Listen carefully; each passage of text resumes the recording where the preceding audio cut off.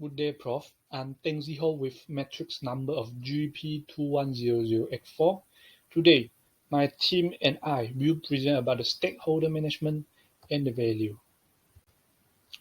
Without wasting much time, let's start with the introduction. So, we start with a question: what is stakeholder? Stakeholder is someone who can either affect or be affected by the operation of a business. They can be owners, shareholders, employees, creditors, customers, suppliers, community, and government. So when we know who is our stakeholders, stakeholder management will be indicated as the activities of organize, monitor, and improve relationship with stakeholders. It necessitates systematically identifying stakeholders, assessing their requirements and expectations, and organizing and executing numerous actions in order to engage with them. Company's success is directly connected to your capacity to interact, speak to, and, if necessary, dissipate the negative impression of your stakeholder. Stakeholder management can provide a positive feedback loop if done correctly. Company can build goodwill, expand their business, and enhance their bottom line by concentrating on topics that matter most to their stakeholders. Stakeholder capital may be increased through addressing environmental, social, and governance (ESG) concerns in a proactive manner among investors, consumers, and employees. Stakeholder management has benefits beyond the dampening of the wrath of unhappy stakeholders. If a brand succeeds to connect with consumers at the pinnacle of their good media attention, this could help them gain traction. Finding out what your employees think about the company and how to get them involved might help enhance corporate governance. All right. Hello, everybody. Good day. Today, I would like to talk about the stakeholder management and value. This is actually more part. It's about the concept of stakeholder management and value. Well, a stakeholder is the related party to the company which can affect or be affected by the company operational. As you can see on the slide, that there are so many kinds of stakeholder actually, but commonly involve several primary parties that is connected directly to the company operation, like investor, employees, customer, and suppliers. Meanwhile, management is a compilation of tasks that is organized by the managers in order to achieve the company goals. What does it mean? It means that the management is like organizing the arrangement or some kind of files.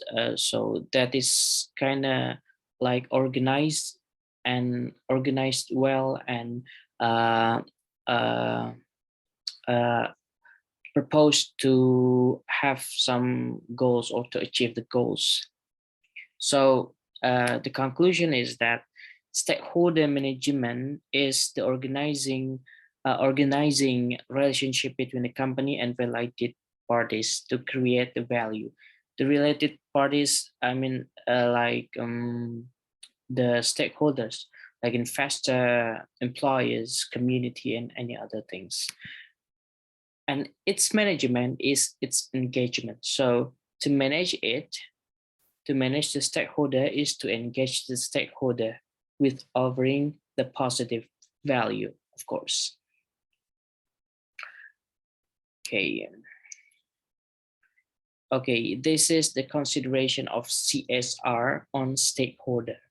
With the increasing attention to corporate social responsibility or CSR, this stakeholder management play an important role to create the value, not only to common parties like employer or investor, but also to the community, government, or even environment. So it is important to know about the stakeholder management. And also the CEO should consider to defend their action to the board director to give the best return for either the stakeholder or the shareholder. So the CEO or the company position is pressed from the outside and the inside, from the shareholder and the stakeholders. They have to consider this kind of parts. And also, this is the one of the example of the concept of stakeholder management. No charger, get wireless, save our planet. This is the one of the tags that Apple has announced in their advertisement. Apple campaigned for the first time to manage selling an iPhone without a charger in order to save planet from excess carbon. Thus, other brands like Samsung, Xiaomi, and Google Pixel then follow this trend started from their flagship phones. Now, if you buy some kind of phones, you might not get some charger. You have to buy it separately. Good day, Pro. I'm Mong Wenyan with the metric number of GP2100X7. I will present about the framework of effective stakeholder management. In stakeholder management, it should include three key elements, which is identification and prioritization of issue or stakeholder, execution, evaluation, and an ongoing maintenance of relationship. To engage stakeholder managers should first identify and prioritize concepts based on their judgment of stakeholder importance. The three most important stakeholder variables are power, legitimacy, and urgency. Problem identification is fundamentally a company's attempt to figure out where it fits in the largest plan. It has been considered classic that a strong coverage strategy should consider both market and non-market environment. In a market environment, there is an interaction between the firm and other parties mediated by tokenization or private agreement. Economic transaction and exchange of property usually take place during the consent. On the other hand, a company policy of building relationship with government officials may be voluntary or even involuntary, depending on whether the government regulate the activity or whether activist group organize boycott of the company's product in market setting. The following stage will be the execution phase. In this phase, the stakeholder management strategy is put into practice. It has been broken down into three sections for the sake of clarity, preparation, as well as during and post. Internal and external sub-practice for preparation are also possible. An in-house champion or stakeholder team could be selected as part of internal preparation. This champion should be someone who is well respected, credible, and unafraid to speak openly about the consequences of their action. The importance of leadership to the success of the management process is demonstrated by this picture. It is advised that the stakeholder team include representatives from all of the champion's company major department.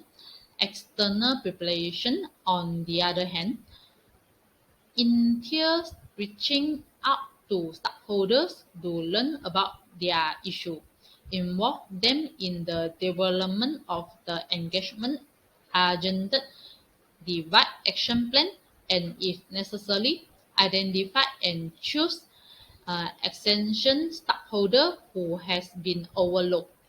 The during and post sub-practice identified in the framework are concerns with what happened in and after consultation.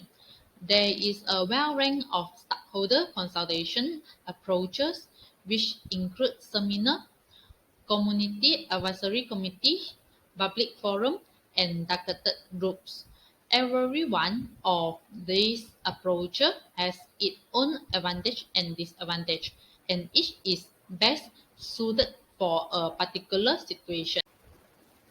Nonetheless, it is proposed that enterprise should have some sort of set performance measurement target tied to the objective of the management.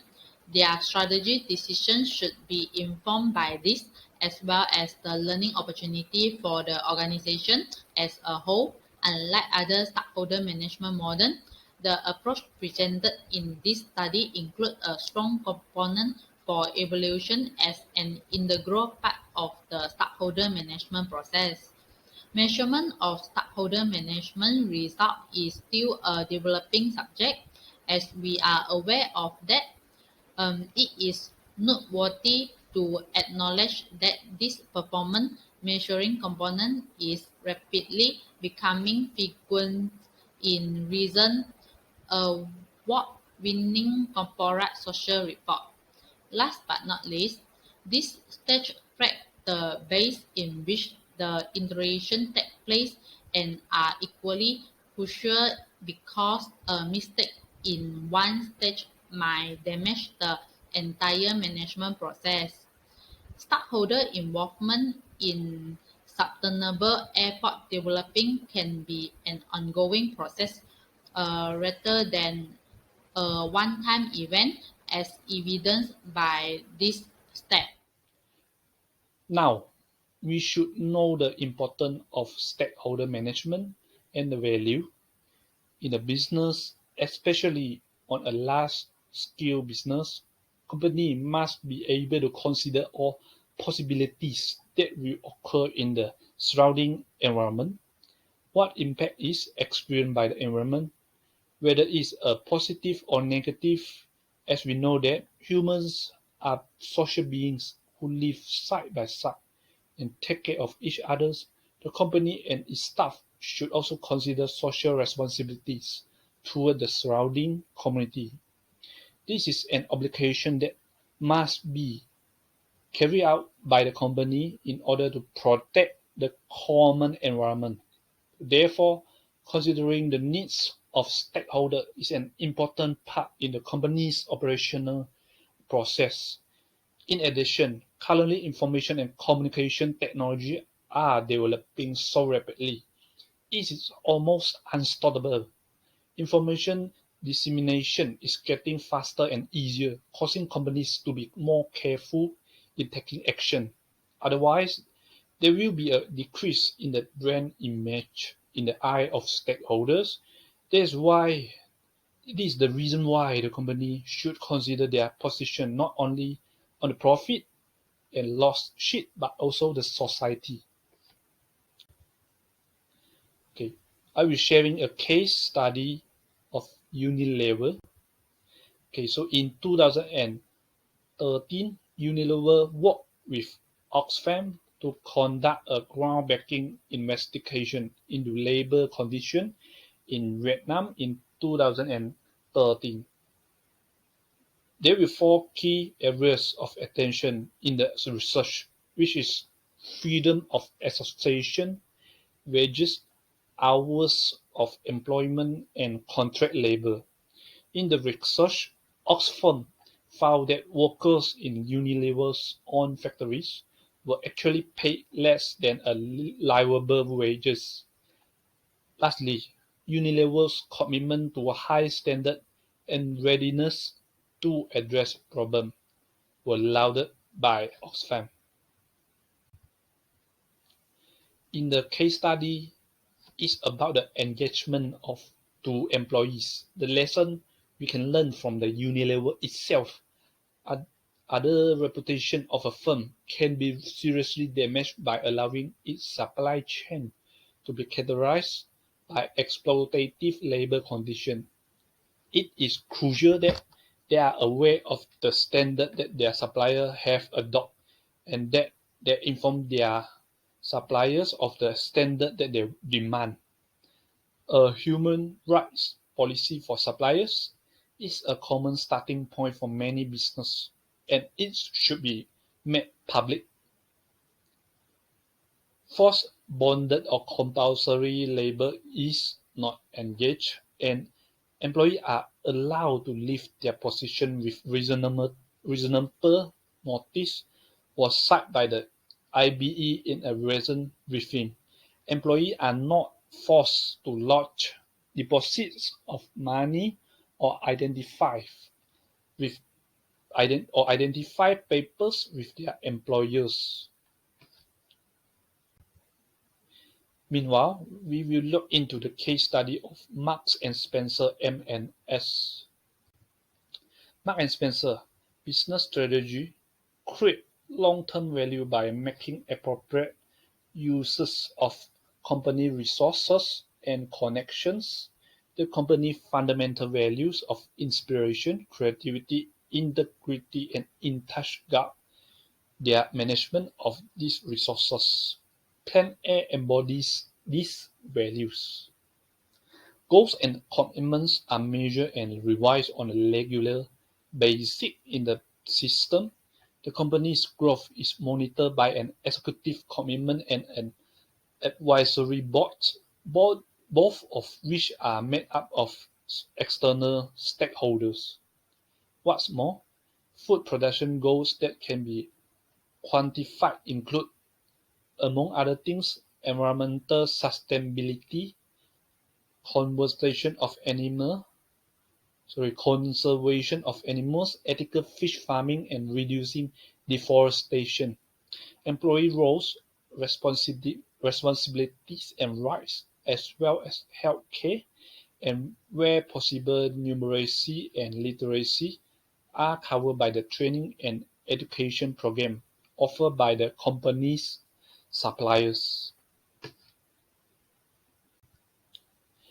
A smart way to start when engaging with suppliers is to treat them as a firm would like to be treated and to understand the mutual benefit of the relationship. A track record of quick payment is not only fair but is also likely to establish leverage on suppliers' business practices. Boards can easily ignore this when they are focused on preserving working capitals. Boards must ensure that the working capital targets they set are attainable without putting undue pressure on the suppliers. If a firm suddenly changes payment conditions after a contract has been signed or fails to meet agreed open requirements, trust between the company and its supplier can swiftly erode. Now I will present the case study of Meta. A 12 years old girl became victim of cyberbullying because her classmate created a Facebook account in her name and used it to send very sexual in nature messages appearing to be from her. The girl's family and relatives tried contacting Facebook but got no reply. Not one could pursue Facebook to take action. Even the family had looked for the help from the school, police, and local government. The company had guaranteed that the fake account had been deleted after media organizations involved in the case. Firm indicated it take allegations of harassment and bullying seriously, but did not explain why it took so long to address this issue. From this case study, we can learn about engagement to customer. Delivering value to customer is critical to a company's success and a key measure of consumer trust. If a company doesn't care about its customer, it won't last long since its customer will go. Communicating with staff and maintaining excellent moral is thus an important aspect of the duty to care for client. And also, complaint management is one of the most important factors that impact the index. According to the Institute, providing poor quality product, not assigning customer in finding the right product, and not billing are all major issues. Now let's go to the case study of Bakri and Brothers. This is actually the one of the largest family or the richest family in Indonesia that have lived uh, ever. So the Bakri and Brothers have the Bakri Group, or we call it the Bakri Group, that is the one of the largest companies in Indonesia with 10 subsidiaries listed on the Indonesian Stock Exchange or IDX. One of the famous CEO of the Bakri Group is the Abu Rizal Bakri, when who then be the Minister of Economy in Indonesia. So one of the company of the subsidiaries of the Bakri and Brothers is PT Lapindo Brantas. This is the subsidiary owned by Bakri and Brothers. It was involved in a large national scale scandal by causing the mud flow in Sidoarjo near to Surabaya. It's on East Java, which until now is known as the Lapindo mud case. Okay.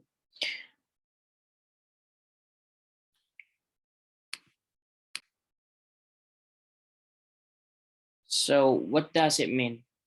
It means that in this case, or in the Lapindo case, the existing stakeholders are not strong enough to normalize the social life of the community.